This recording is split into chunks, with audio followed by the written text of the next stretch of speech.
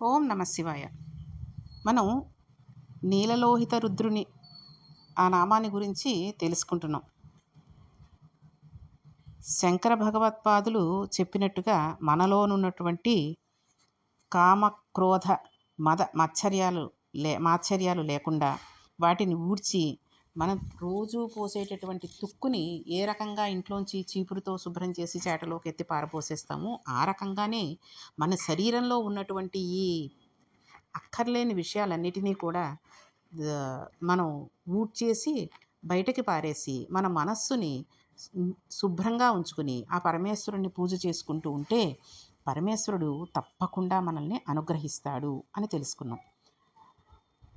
ఇవన్నీ కూడా ఒక చెత్త అని తెలుసుకుంటే వీటిని విడిపించమని ఈశ్వరుని ప్రార్థించాలి.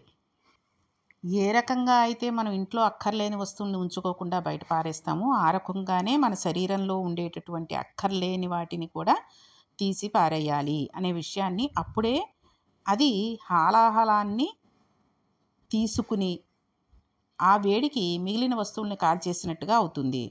అలాగే చూడండి, మనం ఎవరైనా ఒక వ్యక్తితో ఉన్నందువల్ల మనకి కోపం వస్తోంది అనుకున్నాం అనుకోండి, మనకి ఆ వ్యక్తి వలన భగవంతుని వైపు వెళ్ళే మార్గాన సహకారం లభించదు కదండి.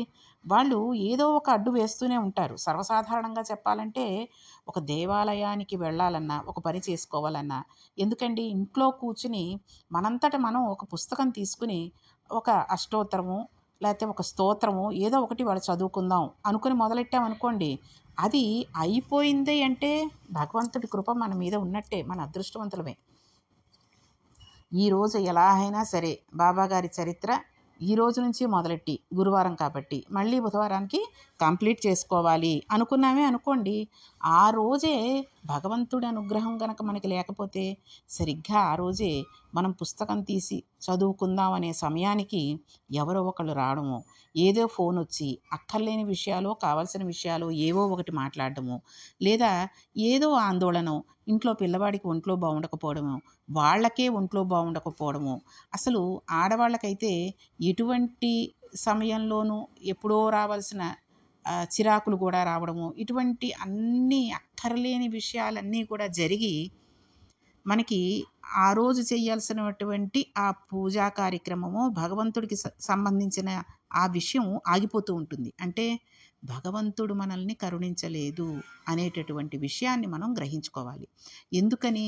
ఇంకా మనలో అక్కర్లేనటువంటి అసూయాద్వేషాలతో కూడినటువంటి భావాలు మనలో ఉన్నాయి అని పరమేశ్వరుడు అవి కూడా పోగొట్టేందుకు, అవి కూడా పోయిన తర్వాతే చేసుకోవడానికి అవకాశం ఇస్తున్నాడు. ఒక్కొక్కసారి చూడండి, ఎలాగా రేపొద్దున ఇంత పనుంది, దేవుడి గది శుభ్రం చేసుకోవాలి, దేవుడి పూజకి చేసుకోవాలి, పొద్దున్నుంచి సాయంత్రం దాకా భగవంతుడు ఇవన్నీ చదువుకోవాలి, గుళ్ళోకి వెళ్ళాలి, ఇన్ని పనులు చేయగలనా, నా వల్ల అవుతుందో అవ్వదో, సరేలే ఎంతవరకు అయితే అంతవరకే చేద్దామంటే 10:30, 11 అయ్యేసరికి ఉదయం అన్ని పనులు చక్కబెట్టేసేసుకుని చక్కగా దేవుడి గుళ్ళోకి వెళ్ళి దండం పెట్టుకుని వచ్చి ఆ రోజు ఎంతో సంతోషంగా జరిగేటట్టుగా భగవంతుడు అనుగ్రహిస్తూ ఉంటాడు. కాబట్టి ఏది మన చేతిలో లేదు అనే విషయాన్ని మనం తెలుసుకోవాలి. అందుకనే ఈ ఏ వ్యక్తితోటైతే మనం అతనితోటి ఉంటే ఆ వ్యక్తితోటి ఉన్నందువల్ల మనకి ఏదో చూసారా, తోటి ఏంటో ఉంటే నాకు అంత ఇష్టం లేదు వాళ్ళతోటి ఉండడం, వాళ్ళతో మాట్లాడడం అదీను అని అనిపిస్తూ ఉంటుంది కొంతమందిని చూస్తే. కాబట్టి ఆ వ్యక్తి వలన భగవంతుని వైపు వెళ్ళే మార్గాన్ని సహకారం లభించదు అని తెలుసుకున్నప్పుడు వాళ్ళతోటి ఉండడం తగ్గించాలి. అంతేగాని అందువలన మనలో రాక్షసత్వం పెరుగుతోంది, అతనితో దూరంగా ఉందాము అనేటటువంటి విషయాన్ని మనం గ్రహించలేకపోతే మనం కూడా ఆ కోపం ఎందువల్ల వస్తోందో, ఆ వ్యక్తితోకి ఎటువంటి సంబంధం ఉందో, ఎటువంటి మనిషో ఆ రకంగానే మనము తయారవడానికి కారకులవుతాం. కాబట్టి అటువంటి మనిషిని చూసినందువల్ల మనకి కోపం, క్రోధం పెరిగిపోయి రాక్షసత్వం పెరుగుతోంది అన్నప్పుడు మనం ఆ వ్యక్తి యొక్క సంగం తీసేయాలి. అంటే అతనితో స్నేహాన్ని విదిలేయాలి. తర్వాత స్థితిలో ఎవరు ఏం మాట్లాడుతున్నా కోపం ప్రభావం మన మీద లేకుండా యథాస్థితిలోనే ఉండేటట్టుగా మనం చూసుకోవాలి. కామ, క్రోధ, మదమాత్సర్యాలు, హాలాహలం, విషం ఇవన్నీ కూడా రెచ్చగొడుతూ ఉంటాయండి. చూడండి, మనం ఎవరైనా ఏదైనా అన్నప్పుడు మాట్లాడకుండా ఉండి పరమేశ్వరార్పణమస్తు అనుకున్నాం అనుకోండి, మనకి ఎటువంటి బాధ కలగకుండా భగవంతుడు చూస్తాడు. వాళ్ళు ఏదో మాట అన్నారని మనం ఉక్రోషం తెచ్చేసుకుని మళ్ళీ వాళ్ళని తిరిగి మాట అంటూ ఉంటే అది అలా పెరిగిపోయి దానిలో ఉండేటటువంటి ఆహ్, ఆ చిరాకు అంతా కూడా, ఆ మాటల్లో ఉండేటటువంటి చిరాకంతా కూడా ఎంతో కోపంగా మాట్లాడకూడని మాటలు కూడా మాట్లాడి, వాళ్ళని బాధ పెట్టకూడని మాటలు కూడా మాట్లాడేసి, మనం కూడా ఒక రకమైన ఆహ్, ఏమంటారంటే చెడు మాటలు మాట్లాడినందువల్ల, ఆ కోపాన్ని అది ఉన్నందువల్ల భక్తిని పోగొట్టుకున్న వాళ్ళం అయిపోతున్నాం. అంటే అవతల వాళ్ళకి, మనకి ఎటువంటి తేడా లేకుండా ఉండేటటువంటి స్థితిలోకి వెళ్ళిపోతున్నాం. కాబట్టి అవి పక్కకు తీయడం మనకి రావాలి. అవి రాకపోతే దానికి వశం అవ్వడమే సంతోషాన్ని కలిగిస్తూ ఉంటుంది.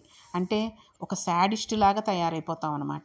ఎవరినైనా ఏదో మాటని, వాళ్ళు ఎంత అందంగా వండినా, ఎక్కడికో వెళ్ళాం, ఎవరింటికో వెళ్ళాం, ఏదో వండి పెట్టారు. ఇది మా వాళ్ళైతే ఇంకా బాగా చేస్తారండి బాబు, ఇందులో ఉప్పు ఎక్కువైంది, ఇది పెద్ద ఉడకలేదు అన్నట్టుగా మాట్లాడితే బాగుండదు. ఒకళ్ళు ఏదో పెద్ద కార్యక్రమం చేశారు, వివాహం చేశారు పిల్లకి, ఎంతో అందంగా చేశారండి, బాగుంది, ఎలాగైనా ఉండనివ్వండి, వాళ్ళు మర్యాదలు చేస్తారా చెయ్యలేదా ఇవన్నీ కూడా పక్కకు పెట్టి, ఏమండి వచ్చారు సంతోషించామండి మీరు వచ్చారు కదా అని వెళ్ళేటప్పుడు వాళ్ళకి చెప్పినప్పుడు వాళ్ళు అన్నారనుకోండి, చాలా బాగా చేశారండి, బాగున్నాడు అల్లుడు కూడాను, చక్కగా పద్ధతిగా చేశారు, చాలా సంతోషంగా ముద్దుగా చేశారండి, బావుంది అని అన్నామనుకోండి, వాళ్ళు ఎలా చేసినా ఆనందపడతారు. కాబట్టి అలా అనడం రావాలి. అంతేగాని అబ్బో! ఇదేం పెళ్ళండి బాబు! మేము చేశామండి మా అన్నయ్య గారి అమ్మాయి పెళ్ళి. అబ్బో! నువ్వా నేనా అన్నట్టు చేశామండి బాబు. ఇది పెద్ద లెక్కలోకి రాదంటే ఎంత చిన్నపుచ్చుకుంటాడండి. కాబట్టి ఇలా అనడం అలవాటైపోతే ఎవరో ఒకళ్ళని ఏదో ఒకటి చూసారు చాలామంది అవతల మనిషి చేసిన విషయాన్ని తీసి పడేస్తూ ఉంటారు. ఇది చాలా పొరపాటైన విషయం. వాళ్ళు చూడండి కారు కొనుక్కున్నాడు అని చెప్పారనుకోండి, ఇంట్లో ఒక ఇల్లాలు భర్త రాగానే వాళ్ళు చూసారండి కారు కొనుక్కున్నారని చెప్పారనుకోండి, ఆహా! కొన్నారా బానే ఉంది అయితే బానే ఉంది. చక్కగా రేపటి నుంచి కారులో వెడుతూ ఉంటారు అని ఏదో ఓ మాట అనేసి విదిలేసినా బానే ఉంటుంది. ఏడిసాడు వాడు కారు కొనడం ఏంటి, ఇలాంటి కార్లు బోలెడు చూసాను నేను, ఎందుకని కొనట్లేదు గానీ నాకు తెలుసు కార్ల గురించి. అయినా ఎక్కడెక్కడ ఏమేమి సంపాదించాడో అందుకే కొనుక్కున్నాడు అనంటే అది ఎంత తప్పు మాటండి. వాళ్ళు కష్టపడి లోన్ కట్టుకునో, లోన్ పెట్టుకునో, లేకపోతే డబ్బు కూడబెట్టుకునో కొనుక్కున్నారే అనుకోండి. అది మనకి ఎందుకొచ్చింది, వాళ్ళు ఎలా కొనుక్కున్నా బావుంది అనేస్తే అయిపోతుంది. ఈ బాలేదు అని అహంకారంగా మాట్లాడడమే రాక్షసత్వం. ఈ రాక్షసత్వాన్ని మనలో నుంచి తీసేయాలి. లేదంటే దానికి వశమైపోయి మనం అదే ఎలా వశం చేసేసుకుంటుందంటే, రోజూ ఎవరో ఒకళ్ళని ఆ రకంగా అనకపోతే మనకి సంతోషంగా నిద్ర పట్టదు. అటువంటి స్థితికి వెళ్ళిపోతాం. కాబట్టి ఈశ్వరుని స్తోత్రం కన్నా ఎవరితో అభిప్రాయ భేదం ఉందో వారినే తలుచుకుంటూ ఉంటాం. ఈశ్వరుడు మనల్ని అనుగ్రహించు కాక అన్న భావన మనలో నిలబడి ఉండడం, కామక్రోధ లోపాలను పోగుపెట్టడం. ఆ భావన మనలోనే ఉంటుంది. పాలు సముద్రాన్ని చిరిగితే ముందు హాలాహలమే వస్తుంది. దాన్ని శివుడే తినాలి. అదే అగ్రపూజ. ముందుగా శివానుగ్రహం రాదు. శివుడికే ఎందుకిస్తారంటే ఈ భావన పక్కకు పెడితే తప్ప సాత్విక భావనలో నిలబడలేరు. చెడ్డగా ఉండడం రాకుండా ఉంటే మంచిగా ఉండడం అలవాటవుతుంది. ఇది రావాలంటే పాల సముద్రం చిలకడంలోని అంతరార్థం తెలియాలి. మనసు నిద్రపోతున్నప్పుడు ఏ విధమైన సంకల్ప వికల్పాలు ఉండవు. నిద్రలో ఉన్న మనకు రాగద్వేషాలుండవు. మనసు ఆత్మలోకి వెళ్ళిపోయింది. అందువల్ల శత్రువు వచ్చి పక్కన నిలబడ్డా మనకి తెలీదు. మనస్సు లేస్తే అన్నీ వచ్చేస్తాయి. లేవగానే వచ్చే అన్నిటినీ తుడవగలిగిన శక్తి ఇవ్వగలిగిన వాడు నీలలోహితుడై ఉన్నాడు. హాలాహలాన్ని శివుడు తినడం అంటే అది. పోగు చేసే శక్తి కలగాలంటే ఒకసారి తల ఎత్తి ఉదయమే ఆకాశం వైపు చూడాలి. చూస్తే ఉదయమే అంటే సూర్యుడు ఎర్రగా సూర్యోదయం అయ్యే ముందు వచ్చేటటువంటి ఎర్రటి కిరణాలను చూడాలి. అంతేగాని నువ్వెప్పుడో 11కో, 12కో లేచి ఆకాశం వైపు చూడమన్నారు పొద్దున్న లేచాక. అందుకని ఆకాశం వైపు చూశాను. ఇంకా పరమేశ్వరుడు నాకు నాకు వరం ఇవ్వట్లేదేంటి, నన్ను భక్తిలోకి ముంచట్లేదేంటి అనుకుంటే అది తప్పవుతుంది. అందుకనే ఉదయమే ఆకాశం వైపు చూడాలి తలెత్తి. చూస్తే మన మీద అనుగ్రహం వర్షించబడుతుంది. జీవితాన్ని దిద్దుతాడాయన. ఇది నీలలోహితః అంటే. వేదంలోకి వెళ్ళి మంత్రంగా మారితే ద్రాపే అంధసస్పతే అన్నట్లుగా ఎప్పుడూ ఈశ్వరుని స్మరణ చేస్తూ ఆయన ప్రీతి కొరకు కోపం పొందకుండా ఉండడానికి ఆయనను ఆధారం చేసుకుని బతకడం అలవాటైతే వ్యక్తి స్థాయిలో మనస్సుకి లొంగి ఉండలేం. ఈశ్వరుడికి లొంగి ఉంటాం. శివుడు హాలాహలాన్ని పుచ్చుకుని మనకు రక్షణ కల్పించి ఒకనాడు ఆయనకే ఆయనే మనకు దర్శనమిస్తాడు. అదే అమృతాన్ని ఇవ్వడం అంటే. అంతే కదండీ! పరమేశ్వరుడు మనకి దర్శనం ఇచ్చాడు అంటే అంతకంటే అదృష్టం ఇంకేముంటుంది? దర్శనం అంటే ఎదురుగుండా నిలబడి ఆయన యొక్క ఆహ్, శారీరకంగా ఆయన ఎలా ఉన్నాడో ఆయన అటువంటి రూపాన్ని మనకు చూపిస్తే మనం ఉండగలగటండి? వెంటనే గుండె ఆగిపోతుంది. పరమేశ్వరుడు మనకి దర్శనం ఇవ్వడం అంటే, మనం చేస్తున్న పనులని సక్రమంగా చేసేటట్టు చేయడం, మనల్ని అభివృద్ధిలోకి తీసుకురావడం, ఆరోగ్యాన్నివ్వడం, మన పిల్లలకి చక్కటి విద్యాబుద్ధులు వచ్చేటట్టుగా ఆయన అనుగ్రహించడం, ఉన్నంతలో చక్కటి పెళ్ళిళ్ళు చేయడం, ఆ పిల్లలు వచ్చిన వాళ్ళు కూడా అర్థం చేసుకుని మనలో కలిసిపోయేటట్టుగా ఉండడం. ఇవే ఈ రోజుల్లో పరమేశ్వరుడు మనల్ని అనుగ్రహించాడు అని చెప్పుకోవడానికి జరుగుతుండేటటువంటి విషయాలు. కాబట్టి ఈ రకంగా మనం కనుక ఈశ్వరుడికి లొంగిపోగలిగితే, మన మనస్సు చెప్పినట్టు కాకుండా ఈశ్వరుడికి లొంగిపోయి మనం కనుక భక్తిలో ఉండినట్టయితే, ఆయన హాలాహలాన్ని అంటే మనలో ఉన్నటువంటి చెడ్డ గుణాలని, చెడు విషయాలు ఆలోచించేటటువంటి గుణాన్ని అన్నిటినీ కూడా పుచ్చుకొని మనకు రక్షణ కల్పించి ఆయనే మనకి దర్శనమిస్తూ ఉంటాడు. మనం అడగక్కర్లేదు ఇంకా. అదే అమృతాన్ని ఇవ్వడం అంటే. ఆ అమృతం తింటే తమసోమ జ్యోతిర్గమయ మృత్యోర్మ అమృతంగమయ. వాళ్ళు చీకటిలో నుండి వెలుతురులోకి వెళ్ళిపోతారు. మళ్ళీ పుట్టి మళ్ళీ చావవలసిన స్థితి లేకుండా శివునిలో కలిసి మోక్షాన్ని పొందడానికి ప్రారంభ స్థానం దగ్గర మనం నిలబడితే చెయ్యి పట్టుకుని తీసుకువెళ్ళడం ఆయన వంతు. ఆ స్థానం నేర్పే అద్భుతమైన నామం నీలలోహిత. అదే శ్రీకంఠ, హరహ, శితికంఠ. కాబట్టి ఆ పరమేశ్వరుణ్ణి మనం అంతలాగా వేడుకోవాలి. కాబట్టి మనందరము కూడా చక్కగా పరమేశ్వరుణ్ణి పూజించి ఆయన మనలో ఉన్నటువంటి హాలాహలాన్ని మింగివేసి మనకి అమృతాన్ని ప్రసాదించాలి అని కోరుకుంటూ ఈ నీలలోహిత రుద్రుడిని ప్రతిరోజు ఉదయం సాయంత్రం దర్శనం చేసుకునే ఆకాశంలో మనం పుణ్యాత్ములయ్యి చక్కగా ఆయనకి ఎటువంటి భక్తి కావాలో అటువంటి భక్తినిస్తూ ఆయన యొక్క అనుగ్రహాన్ని పొందుదాం. కాబట్టి ఈరోజు మనం నీలలోహిత అనే నామం యొక్క చూడండి, శివో మహేశ్వర శంభు పినాకీ శశిశేఖర వామదేవో విరూపాక్ష కపర్ధి నీలలోహిత అన్నది మొదటి శ్లోకంలో ఉండేటటువంటి అష్టోత్తర స్తోత్రంలో మనం మొదటి 2 వరుసలు. ఈ 2 వరుసలు చెప్పుకోవడానికే మనకి ఇంత సమయం పట్టేసిందంటే 108 నామాలు ఉన్నాయండి. అన్ని నామాలు చెప్పుకోవాలంటే ఇంకెంతసేపు పడుతుందో కదండి. అంటే ఒక్కొక్క నామాని యొక్క విశిష్టత ఎంత గొప్పదో ఆలోచించండి. అంతేగాని ఇంతసేపు పట్టేస్తోంది గబగబా ఏదో ఒక చిన్న అర్థం చెప్పేసేయమని కాదు ఇక్కడ అర్థం. కాబట్టి ఆ పరమేశ్వరుడు యొక్క ఒక్కొక్క నామానికి ఆయన్ని శంకరుడు అంటాం, శివుడు అంటాం. మనం శివ అన్న నామమే శివుడు అంటే ఎవరు అన్నది మనకు తెలుసు. అయినా శివ అన్న నామానికే ఎంత అర్థాన్ని తెలుసుకున్నాం, ఎంత విశ్లేషించారండి. కాబట్టి మనం ఈ శివో మహేశ్వర శంభు పినాకీ శశిశేఖర వామదేవో విరూపాక్ష కపర్ధి నీలలోహిత అనే నామాల గురించి అర్థాలు తెలుసుకుందాం. రేపు 2వ శ్లోకమైనటువంటి శంకరశూలపాణిశ్చ ఖట్వాంగి విష్ణువల్లభ సిపివిష్టో అంబికానాథ శ్రీకంఠో భక్తవత్సల అనే నామాలు ఈ శ్లోకంలో ఉన్నాయి.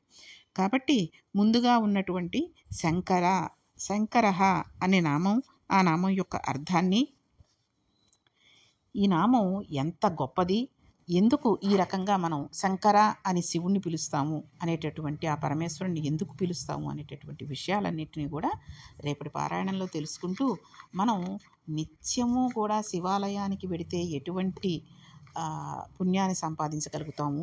తర్వాత గోపూజ చేయడం వల్ల ఆ చూడండి, శివాలయాల్లోనే కాదు అనేక దేవాలయాల్లో గోశాలలు పెడుతూ ఉంటారు. ఆ గోపూజ చేయడం యొక్క విశిష్టత చాలా గొప్పదండి. కాబట్టి గోపూజ చేసి ఆ గోశాలలో మనం గనక ఏదైనా ఒక శ్లోకము, నామము, ఆ పరమేశ్వరుడి నామము ఏదో ఒకటి చదువుకుంటే అసలు కొన్ని కోట్ల సారు చదువుకున్నటువంటి ఫలితాన్ని మన ఖాతాలో వేసేస్తూ ఉంటారు ఆ పరమేశ్వరుడు. కాబట్టి అసలు పరదేవతే ఆవు కదండి. మఠాలలో 3 పూజలు చేస్తారు. గోపూజ, అశ్వపూజ, గజపూజ అని. గజపూజ, అశ్వపూజ, పశుపూజ. గోపూజ చేస్తే ఈశ్వర పూజ చేసినట్లే. అందుకే పరమేశ్వరుడి పూజ చెయ్యాలి అంటే గోపూజ చెయ్యాల్సిందే. శృంగగిరి పీఠానికి ఆధిపత్యం వహించిన మహానుభావుడు చంద్రశేఖర భారతీ స్వామి నిరంతర సమాధి స్థితిలో ఉండేవారు. శారదా అమ్మవారికి అప్పుడప్పుడు వచ్చి పూజ చేస్తూ ఉండేవారు. శృంగేరిలో శారదాదేవి గుళ్ళోకి వస్తుంటే వెనక శిష్యులు పూజా సంభారాలను పట్టుకుని వస్తూ ఉండేవారు.